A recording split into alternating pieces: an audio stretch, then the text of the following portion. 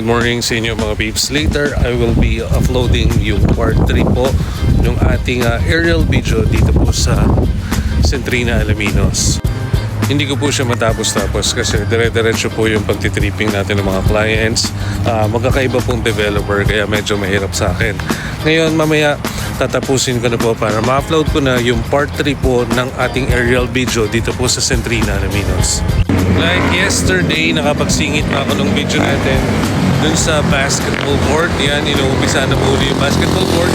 And expect natin na matatapos po ito by second quarter.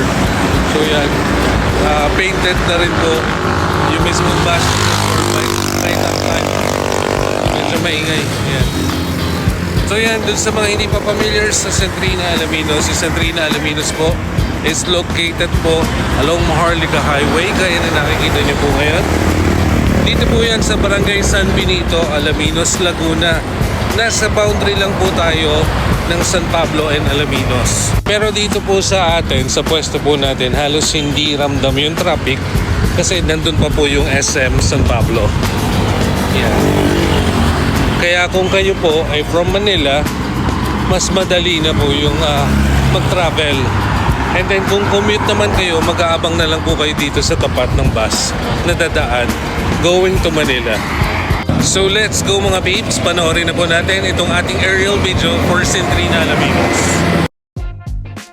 Welcome mga peeps para sa ating part 3 po ng aerial update dito po sa Centrina, Alaminos. I'm your real estate pro, Mark Joseph Gigante. So yun, naiwan po natin yung Block 6. Kaya ito po, pinapakita na po natin kung ano po yung itsura naman nitong Block 6 dito po sa Phase 1. For Block 6 mga peeps, lahat naman po nakatayo na. Pero some of it ay for finishing pa rin po. And iniintay pa rin po natin ma-turnover yung ilan po dyan. May minomonitor po tayo ditong unit, Lavin model na dito po sa Block 1 sa corner po. And yan, always ko po chinecheck po yan kung meron po nagagawa. Shoutout po sa inyo, Bonded Family. Same here dito po sa Block 2, may inabangan din po tayo na for turnover na kaka-loan takeout lang po sa bank. Shoutout din po sa inyo, Latayan Family. Anyways, ito po yung Block 2 yung nakikita nyo ngayon.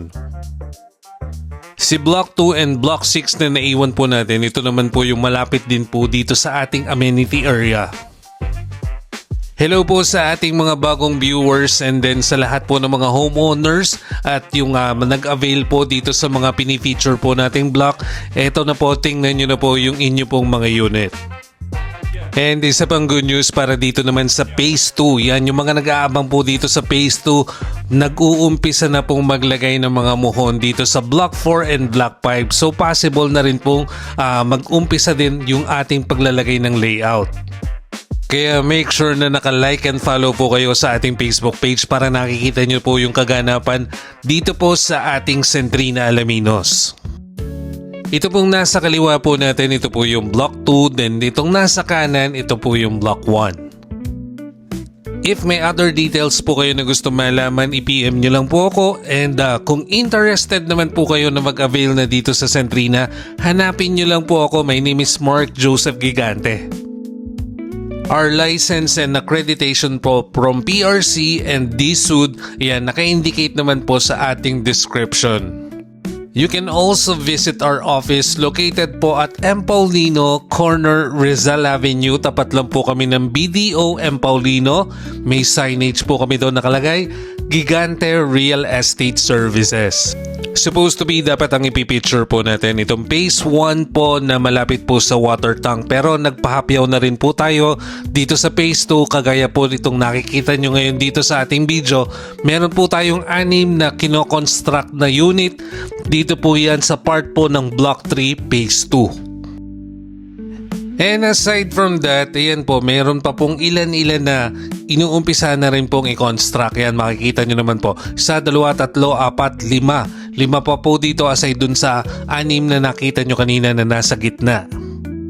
Mga peeps, if ang senaryo po ay nagkabiglaan, pumunta po kayo, nag-visit kagad kayo dito sa site nang hindi po kayo nag-inquire sa amin at gusto nyo pa rin po na ako po mismo yung mag-a-assist po sa inyo, just tell the guard po na kay Mark Joseph Gigante or kung sino man na makausap nyo dito sa office kasi nandito lang naman din po ako sa Centrina. Going back to our update, ito po yung sinasabi kong Block 4 and Block 5. Kaya abangan nyo po yan sa mga susunod ko pong update. Makikita po natin kung ano na po yung magiging changes. And mapapansin nyo rin po, nadagdagan na nga po yung ating mga concrete roads. Halos nasa 80% na po mahigit yung ating land development dito po sa Phase 2. At syempre, let's see din po itong ating basketball court kung mapapaaga sa second quarter ngayong taon na to. At ito naman po naka-face po sa atin dito sa amenity area. Ito po yung part po ng Block 8. And then ito namang nasa left na ipapakita naman po natin ngayon. Ito naman po yung Block 16. At dito naman sa Block 16 yan, ditong nakikita nyo ngayon. Meron na po tayong 5 units na nakatira na dito yung mga ating mga homeowner. And ang minomonitor ko rin po na ma-turnover itong 3 raya at 1 lavine na nasa corner. And itong sa katalikuran po ng Block 16, yan may mga ilan na rin po nakatira dyan. Kaya mga peeps, kung kayo po ay gusto nyo na pong mag-avail dito sa Centrina, much better po ako na lang po yung hanapin nyo para hindi nyo na po kailangan mag-follow up kung ano po yung status ng inyo pong mga unit. Kasi regular po tayo nag-update dito po sa Centrina Alaminos. Ang susunod naman natin na madadaanan, itong part po ng Block 15. At ito pong nakatalikod naman po natin, ito naman po yung Block 14. For Block 15 mga peeps, marami na rin pong nakatira dito. Yan, mapapansin nyo po dito, yan may ilan-ilan na rin po nakapark dito sa kanilang mga units. Sa lahat po ng homeowners natin dito sa Block 15, shoutout po sa inyo. And ito naman nakikita nyo dito sa may sulok, ito naman po yung Block 10.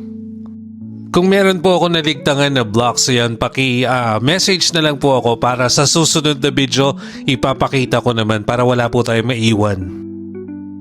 Block 15 in both sides halos marami na pong nakatira.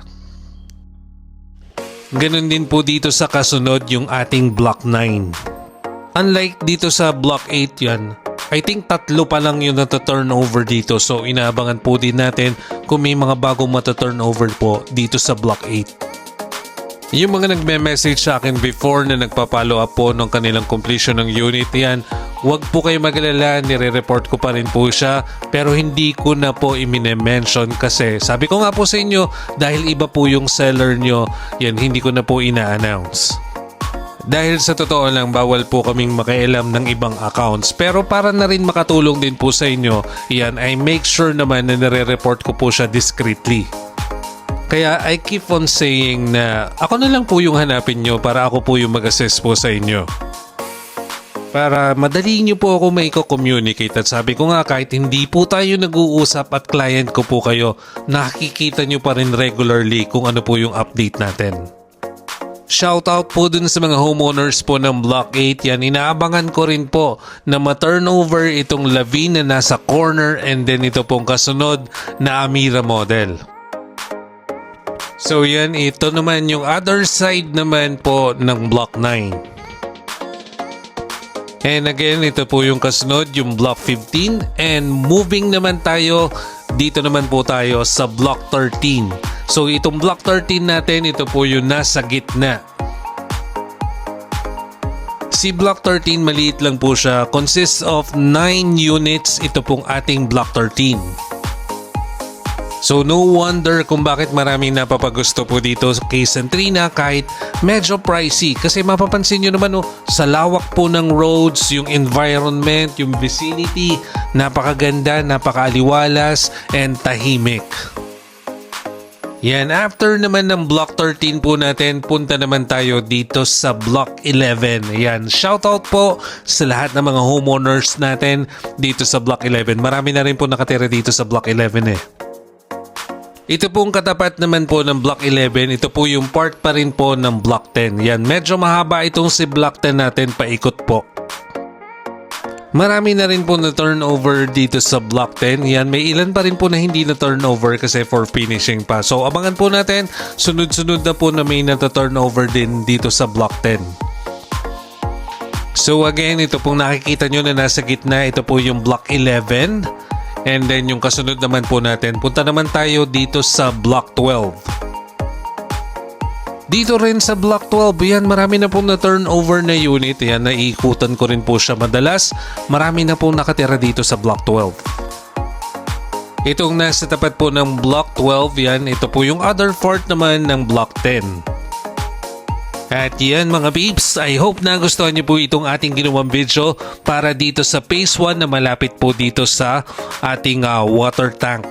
Ang naging coverage po ng ating video from Block 8 hanggang Block 16. Yan, pinakita rin po natin yung naiwan natin dito sa Block 6 at Block 2. Watch out naman dun sa gagawin nating video for Phase 2. Yan, ipapakita po natin mga peeps. Itong ating Phase 2, limited na lang po yung inventory natin. Kaya kung mapapansin nyo po, itong Phase 3, nag-start na po yung land clearing.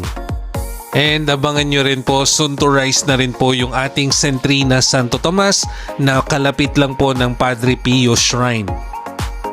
And then last quarter po ngayong taon na to, ilo-launch na po din natin yung ating shop houses, kaya abangan nyo din po yan.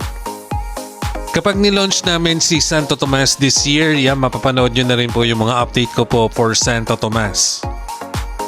So that's it for today's video. I hope na gustuhan nyo po itong ating ginawang update for Phase 1 covering Block 8 hanggang Block 16. This is Mark Joseph Gigante. I'm your Real Estate Pro. Dito po yan sa Centrina, Alaminos. Mga peeps, good afternoon, good evening, and good night. Kita-kits po tayong muli on my next video.